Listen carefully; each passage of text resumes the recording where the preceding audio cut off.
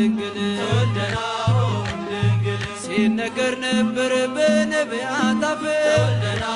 እምድንግል አንዱ በእግዚአብሔር በአንዱ በመንፈስ እምድንግል አንድ ቀን እንዲሆን ፀሐይ እንዲወጣ እምድንግል የናፈቅነው ንጉሥ ሥጋ ለብሶ መጣ እምድንግል ወልድናሁ እምድንግል ወልድናሁ እምድንግል አብርሃም ያንን ቀን ለማየት ናፈቀ እምድንግል ዳዊት በኤፍራታ ልደቱን አወቀ እምድንግል ኢሳያስ ከድንግል ሲወለድ አየና እምድንግል ትንቢት ተናገረ ምልክት አለና እምድንግል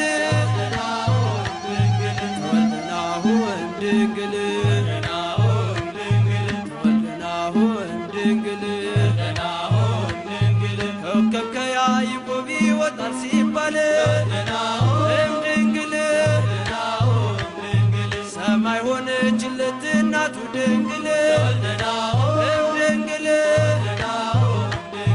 በሕዝቡ መካከል ሆኖ የሚያበራ እምድንግል በእርሱ ፈራረሰ የጨለማው ሥራ እምድንግል